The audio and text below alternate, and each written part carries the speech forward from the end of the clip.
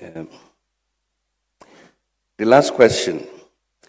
I want us to engage this issue, this tipping point. The State of the Nation address yesterday represented tipping point.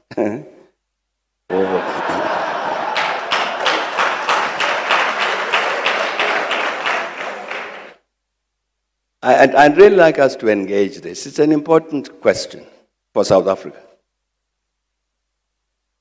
To hear what your views are. That question came from somewhere there. What's your view? Who's got the mic?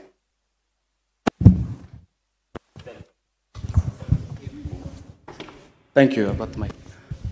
My point of view is that we are moving. Apologize. My point of view is that we are moving towards the direction of depending on or challenging the ideas of the West, and that's the democratic way. That's why I asked that question, and applying the system of the East, where we have less of democracy, and the idea of that will bring more change towards economical freedom. So my point is that we are currently transitioning between the very people who either colonized us and those who are helping us build our infrastructures and our services in this country. I'm sure there are other points of view. Thank you very much, President and the TMALI crew for organizing this important event.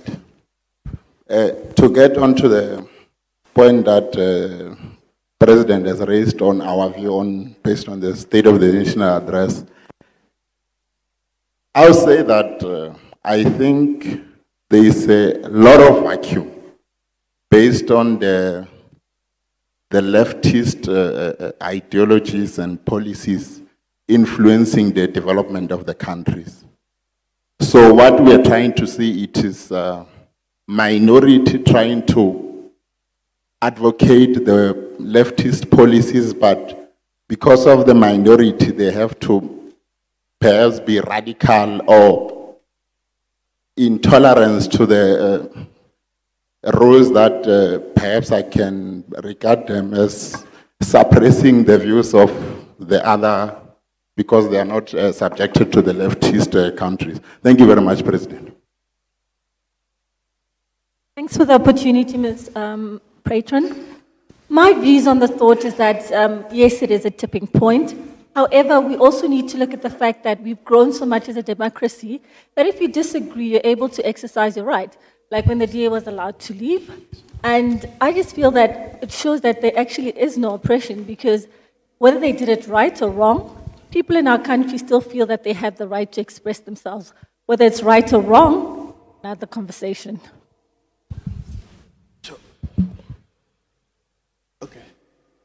Hello, my name is Edzai Cornelius Robo. I'm a maths genius, and thank you.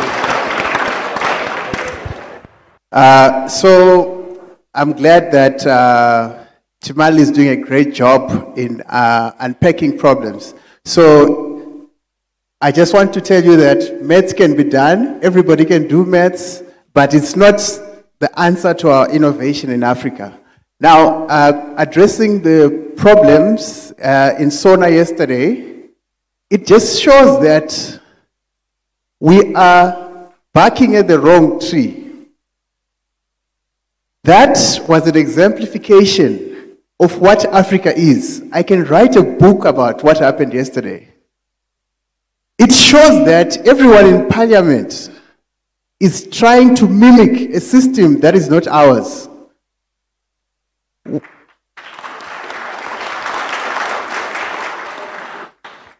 If you listen very well, all the parties that were there had their own version of the interpretation of the law. They had their own understanding of the purpose of parliament, of which, if you look critically, you see that the root problem is not about wearing overalls, it's not about the speaker, it's not about the root problem is that we've just inherited a system that we don't fully understand, and we need to go back and critically analyze and say, what system actually works for us? I know in the Zulu culture, you have your, do you call them lekhohlas? What do you call them? Where the elders meet? Maybe that is what works. And I don't know if the crowd can help me. Why did the DA walk away? Thank you. Mr. President, my name is Edwin Banda from Malawi. Mine is a different aspect. But firstly, let me commend on the level of your humility and humbleness. In whatever I do, wherever I go, I always emulate to be one like you.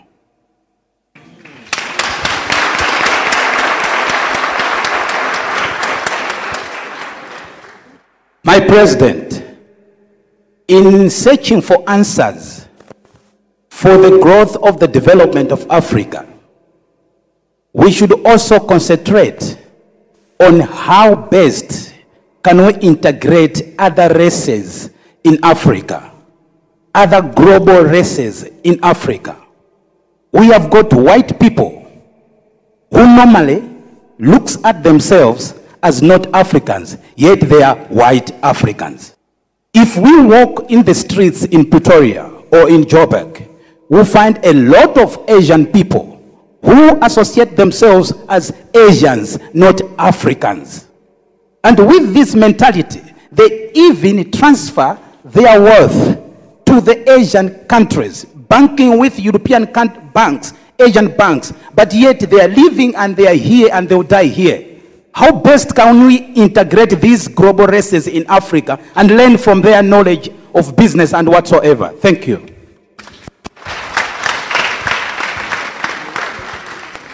Dumelang Babot, thank you for the opportunity. I think that the idea of tipping point is so relative, and South Africa is not unique in that sense. If you go to America, you have Ferguson riots. If you go to Germany, people are protesting against austerity plans and measures and that kind of thing. And even if, like 1989, how many people thought when the Berlin Wall fell, all hell would break loose? But it was a moment of implosion allows you to rebuild, if you think that we're imploding. But I think that we need to be wary and cautious and kind of take lessons from these moments. But when I do say that it is a global problem, I think it's a point of crisis for the nation state, for the concept of the state, because we see the state becoming more and more militarized, and that was the DA's problem, was the executive or bringing in the police, because the police are here to serve and to protect, not to suppress. And we have Marikana, we have all these incidents. So the nation state is in crisis. It's a hyper-masculine concept. It subscribes to, here we are defending a Westminster system of parliament. But yeah, the point is, the state is becoming increasingly militarized, and African feminism and other ways of thinking can open up new vistas of thinking. Thank you.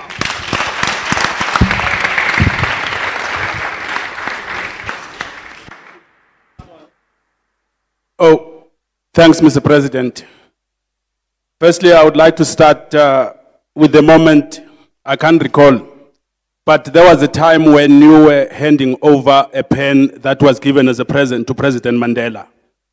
You mentioned that day when you give it to Mandela to say, you mustn't use this pen to sign the legislations or the laws into power that will be suppressing the people, if I may quote correct.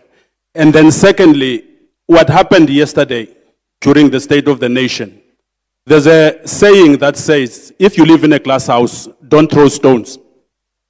So what happened, that chaos is what didn't start yesterday. It was cooked some years ago by the people who thought that it will never resolve, came to the point it were yesterday. But by then, they were in cahoots, trying to be in the same direction, calling themselves as a collective. But now, as the time goes on, the collectives starting to collapse. And at the same time, what I can also see in what happened yesterday was the democracy in practice. But now, it takes time at a wrong session, at a wrong time, and it was caused because of throwing a stone while you are living in a glass house. I hope the House is understanding what I'm trying to say. Thank you very much.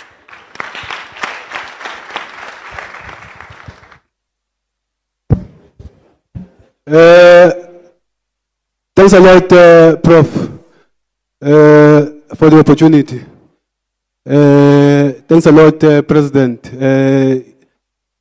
I wanted to make a remark that if President was in the Greeks' land in the olden days, he would be punished the same as Socrates for corrupting the young people.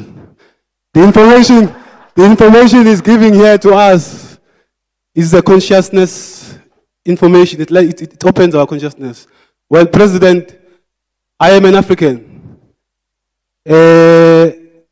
The African regeneration of Prixiga Isagasem, and now your African Renaissance. Where are we? Are we where we are supposed to be as Africa? If not, what happened? One scholar remarked that in Africa we have a democracy without a bourgeoisie democracy without a bourgeoisie to support it in Africa. Is that a correct assertion now? That's the question I want to ask to you. One last question is, this one was raised by one head of state. He said, why is it that we often speak about human rights unless we speak about right to humanity? Why is it that others drive big cars so that others can walk barefooted? Why is it that others live longer, 80 years, and others die 20 and young? Thanks a lot, President.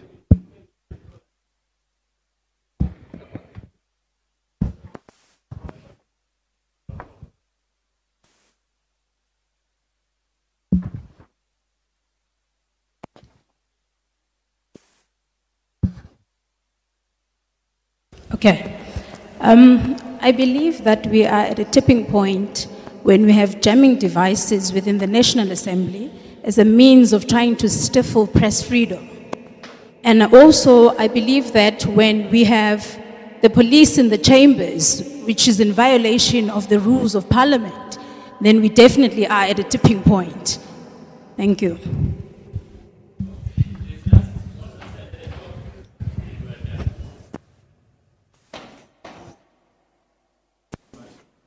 Thank you, Prof.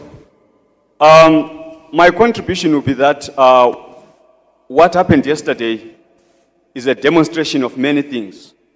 And one thing amongst those many things is that by its nature, democracy always has a potential for chaos. But there should be a reason why that chaos took place yesterday. It's a kind of democracy without values, and the democracy without principles. In what happened yesterday, we witnessed what is called ego politics, group egos and personality egos. And what was absent there was the mass of the people of South Africa and the people of Africa. There was nothing about the people and for the people, but a lot of so and so, that party and that party. I think that's what occasioned the chaos, which is ingrained in a democracy already. And then in addition to that, I will agree with the comrade who said we are like people who are playing other people's game. Related to what you just said, Patron and Comrade President, we are worried about African solutions to African problems. And that equation doesn't quite fit because we've got world problems that are playing out in Africa. And as Africa, we cannot solve them as our problem. You said it, President, the money that funds Boko Haram comes from somewhere. The weapons that are used by Boko Haram come from somewhere. The ideology that Boko Haram is using comes from somewhere. It's only the victims that are African. So we need to take a world systemic approach to world problems that are playing out in Africa. My last point is that our first problem is a problem of knowledge. Knowing what our problem is. There is the problem of terrorism, the problem of corruption, and the problem of xenophobia. All those problems are connected to our colonial history. If you walk around in Tembisa, the foreigners that are being attacked are black foreigners. But the obvious white foreigners move around freely everywhere. Why? Why is that xenophobia selective? Because if xenophobia is an hatred and an attack of foreigners, the unsafest people should be white people. That question should be answered. My diagnosis is that our problem is that of coloniality. The colonial administration moved away, but colonial conditions, colonial relations, and colonial power structures are still in place. And we've been taught to see the enemy in each other, not in the real enemy. In Marikana, lastly, this is my last minute. You had poorly paid black police officers shooting poorly paid black miners. In the streets, you've got poor black people burning other poor black people with tires. But the source of the problem, the people who kept the economy when apartheid went, are safe and happy and enjoying. So we need to diagnose our problems correctly. Thank you very much.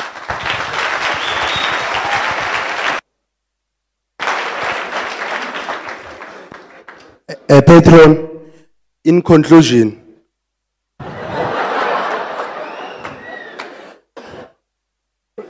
as I conclude, I'll raise a question in terms of foreign nationals owning a piece of land in South Africa.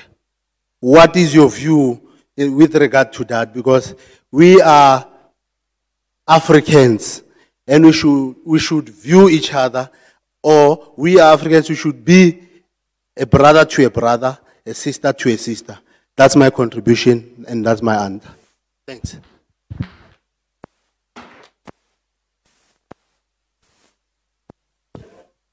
Okay, thanks. No, thanks a lot. I saw there are still many more hands that are up there. But I think we probably don't have time. I did think that there would be a great interest in this question about the tipping point. Because indeed, I think we would all of us agree that what happened in Parliament yesterday was very troubling. Was very troubling. Surely I'm quite certain that all of us, including the parliamentarians, I'm sure that all of us, and I'm saying including them, did not expect, and have never expected, that such a thing could happen in Parliament. So indeed, very, very troubling. When I've thought about what should I think about this, I've thought to myself that it's rather difficult to know immediately, because I sat in the same hall from 1994 to 2008, and either listened to or participated in making many State of the Nation addresses. And nothing of the sort ever happened. So I was saying that, so this experience of all of those years is immaterial, perhaps, in terms of understanding what happened yesterday. We have to think afresh.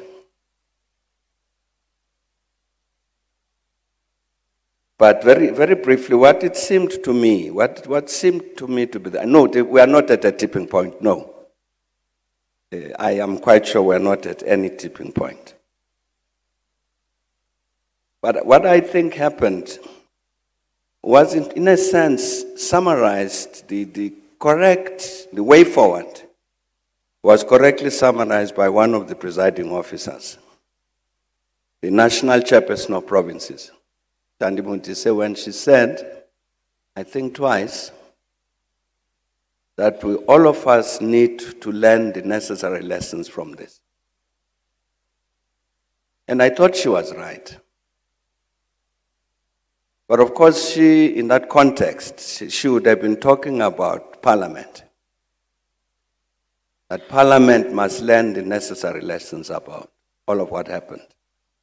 But I think the problem is bigger than Parliament. And in a sense, I think the reason it was difficult for them, even the presiding officers, to solve the problem was that they were trying to solve it within the context of the rules of Parliament. That might be perfectly correct from the point of view of the presiding officers. But my reading of the problem is that the problem is actually political. And you don't use administrative instruments to solve a political problem.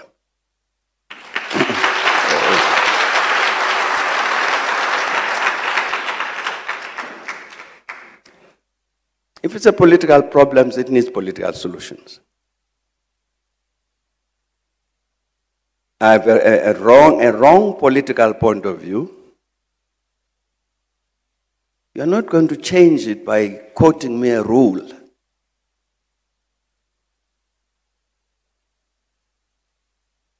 You've got to confront the political problem. Somebody is doing something which you believe is politically wrong. Then you've got to say, let's sit down. Even if I don't know what the rules of Parliament say, even if you had the possibility to say, let's waive the rules and let's have a political engagement. We're here elected by the people to solve problems. What problem are we trying to solve now by doing the following? And let's answer that question. And don't say, I know you're out of order, you can't ask that.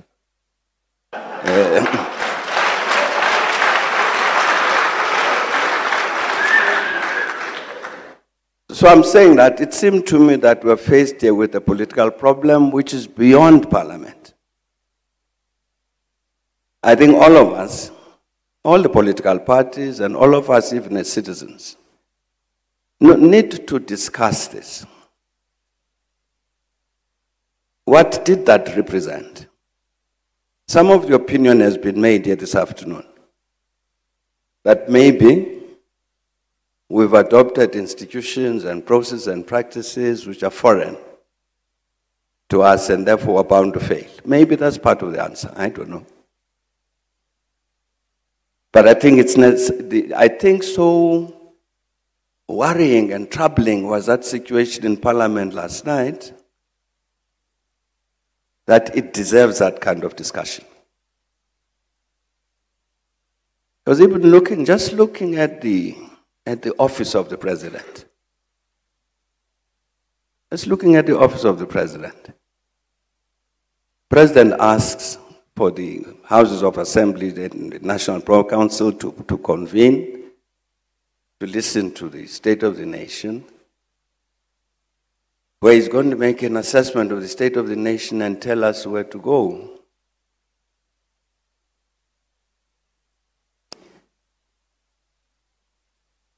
He is held up because I don't know who did what about signals,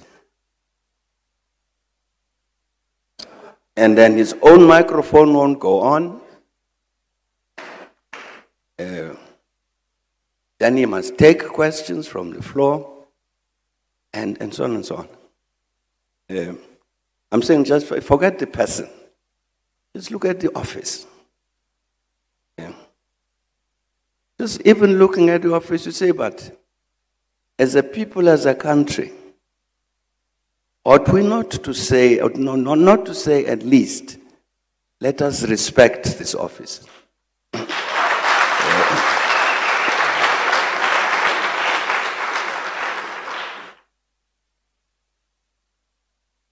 there's something that is politically wrong. It's not administratively wrong. And because it's politically wrong, let's isolate it. What is the political problem? Did we just inherit foreign institutions which we now can't manage? Or does the reason lie elsewhere? Is it perhaps what was said about small left factions trying to impose their views or whatever?